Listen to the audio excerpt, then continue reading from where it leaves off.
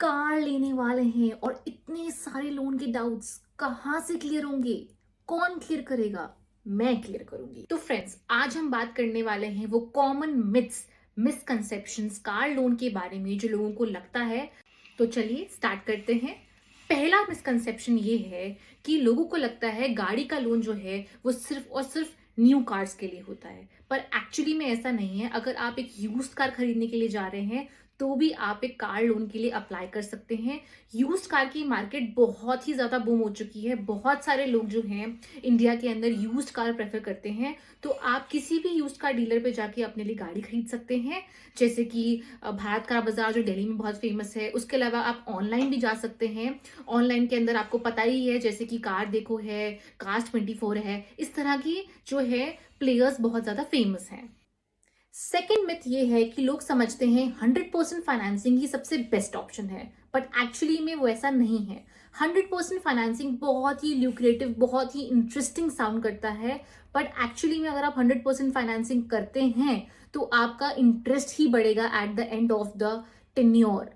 तो इसलिए उसके अलावा आप क्या कर सकते हैं कि आप 80 to 85% फाइनेंसिंग कराइए, या उससे भी कम करा सकते हैं अगर आपके पास एक्चुअली में पैसे हैं तो, क्योंकि उससे at the end of the day आप जो इंटरेस्ट पे कर रहे हैं बैंक को वो कम जाएगा, क्योंकि इंटरेस्ट भी आपको अपनी पॉकेट से ही तो भरना है। तो तीसरा मिथ ये है कि लोग समझते हैं कि वो एलिजिबल हैं कार लोन के लिए, इसलिए उनको कार लोन लेना चाहिए। बट आप अपने से ये सवाल पूछिए कि क्या आपको कार लोन की जरूरत है?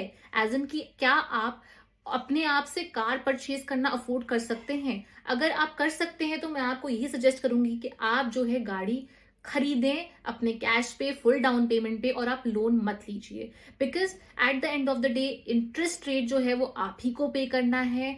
बैंक और भी चार्जेस इंक्लूड करता है कार लोन या किसी भी तरह के लोन के लिए, वो भी आपको पे करने पड़ेंगे। तो फॉर एग्जाम्पल, अगर आपने 5 लाख की गाड़ी ली है तो इंटरेस्ट रेट जो है ऐड करके वो गाड़ी हो सकता है कि 6 लाख की हो जाए, 5.5 की हो जाए, डिपेंडिंग अपॉन आपने कितने इंटरेस्ट की आपको गाड़ी मिली है, कितने ईयर्स है। वो सब फैक्टर्स इसको डिसाइड करने में हेल्प करते हैं। तो गाड़ी आपको महंगी पड़ती है जब आप लोन पे लेते हैं, और सस्ती पड़ती है जब आप जो है कैश पे लेते हैं। तो चौथा बहुत ही ज्यादा कॉमन मिथ वो ये है कि आपको एक लमसम डाउन पेमेंट करना पड़ता है कार लेने के लिए। बट कार लेनी बहुत ही आसान और बहुत ही सस्ती हो जाती है, बिकॉज आपको 15 से 20% या समटाइम्स आपको सिर्फ 10% डाउन पेमेंट करना होता है जब आप एक गाड़ी ले रहे हैं। फॉर एग्जाम्पल, अगर आप एक 5 लाख की गाड़ी लेते हैं और 15% अगर मैं डाउन पेमेंट कैलकुलेट करूं तो ओनली 75,000 रुपीज हैं जो आपकी पॉकेट से डाउन पेमेंट में जाएंगे। उसके बाद का जो अमाउंट है वो सारा लोन में चला जाएगा। तो पांचवा मिथ ये है कि लोग समझते हैं सिबिल स्कोर कम है उनका तो उनको कार लोन नहीं मिल सकता, बट एक्चुअली में ऐसा नहीं है। अगर आपका सिबिल स्कोर थोड़ा सा कम है तो एनबीएफसीज कुछ ऐसे मार्केट में अवेलेबल हैं जो आपको थोड़े से हाई रेट ऑफ इंटरेस्ट पे लोन प्रोवाइड कर सकते हैं। तो छठा मिथ ये है कि रीफाइनेंस और बीटी एक अच्छे ऑप्शन नहीं होते। मैं आपको शॉर्ट में समझा देती हूँ। रीफाइनेंस तब होता है जब आपकी गाड़ी के ऊपर लोन खत्म हो गया हो, उसके बाद जो है, या फिर आपने अपनी गाड़ी जो है कैश पे ली थी, मतलब कि फुल डाउन पेमेंट करके ली थी, और आपको अब जो है पैसों की जरूरत है, तो आप अपनी गाड़ी को गिरवी रख के बैंक पे तो आप एक लोन अवेल कर सकते हैं जो कि पर्सनल लोन की तरह होता है। ऐसे ही बीटीज जो होते हैं, यानी कि बैलेंस ट्रांसफर जो लोन्स होते हैं, अगर आपने जो है ऑलरेडी एक गाड़ी पे लोन ले रखा है और उसका टेन्योर खत्म नहीं हुआ, तो दूसरा बैंक आपको एक ल्यूक्रेटिव, एक अच्छा ऑप्शन देता है।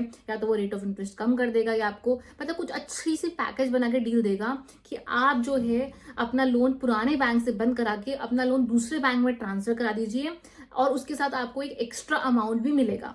तो ये होता है बैलेंस ट्रांसफर लोन। ये दोनों लोन बहुत ही सेफ होते हैं। इसमें क्या होता है कि आपको एक एक्स्ट्रा अमाउंट मिल जाएगा एज अ पर्सनल लोन। अगर आप नॉर्मली मार्केट में पर्सनल लोन लेने जाते हैं, बहुत सारे लोग जो है पर्सनल लोन के लिए एलिजिबल नहीं होते, बट कार लोन के थ्रू कार को गिरवी रख के आप अपने लिए पर्सनल लोन ले सकते हैं, और जो है ये लोन जो है आप किसी भी पर्पस के लिए यूज कर सकते हैं। तो लास्ट में जो मैं डिस्कस करने वाली हूँ वो आपको बेवकूफ बनाने से बचा सकता है। जिस भी डीलर से आप गाड़ी लेते हो वो हमेशा आपको ये बोलेगा कि हम आपको best rate of interest, best package पे लोन देंगे, बट ऐसा सच नहीं है। एक लोन देने में बहुत सारे फैक्टर्स डिपेंड करते हैं, जैसे कि आपका क्रेडिट स्कोर क्या हो गया, आपकी एम्प्लॉयमेंट हिस्ट्री क्या है, घर आपका खुद का है या नहीं है। ऐसे बहुत सारे फैक्टर्स हैं जो डिपेंड करते हैं आपको लोन देने के लिए। तो ये सब फैक्टर्स को जो है डीलर इन्फ्लुएंस नहीं कर सकता। अगर आपको कार लोन लेना है, इट इज नॉट नेसेसरी कि आप डीलर से ही वो गाड़ी का लोन लें। अगर आपको बेस्ट डील कहीं और से मिलती है तो आप वहां से भी वो लोन ले सकते हैं।